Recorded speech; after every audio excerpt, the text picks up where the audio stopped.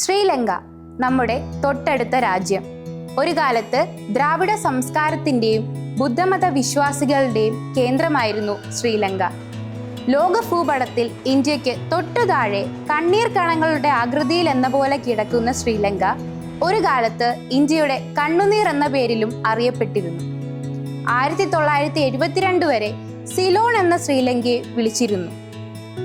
ഒരിടവേളയ്ക്ക് ശേഷം ഇപ്പോൾ ശ്രീലങ്കയിലേക്കുള്ള ഫെറി സർവീസ് വീണ്ടും ആരംഭിച്ചിരിക്കുകയാണ്.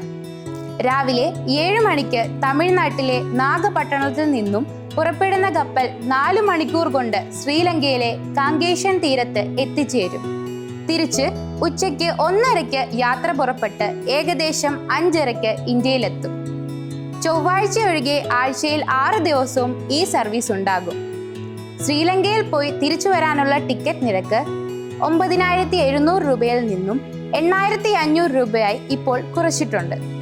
ഇന്ത്യൻ പൗരനായ ഏതൊരാൾക്കും പാസ്പോർട്ടും റിട്ടേൺ ടിക്കറ്റും ഉണ്ടെങ്കിൽ ശ്രീലങ്കയിലേക്ക് യാത്ര ചെയ്യാം. വിസ അവിടെ ലഭ്യമാണ്. 16 കിലോയ്ക്ക് മുകളിലുള്ള ലഗേജിന് പ്രത്യേകം തുക നൽകിയാൽ 70 കിലോ വരെ കൊണ്ടുപോകുകയും ചെയ്യാം. എന്താ ഈ ലോ ബഡ്ജറ്റ് യാത്ര ഒന്ന് ആസ്വദിച്ചാലോ? എങ്കിൽ ഏറെ കാഴ്ചകളുള്ള ശ്രീലങ്കയിലേക്ക് ഒരു ട്രിപ്പ് പ്ലാൻ ചെയ്തോളൂ.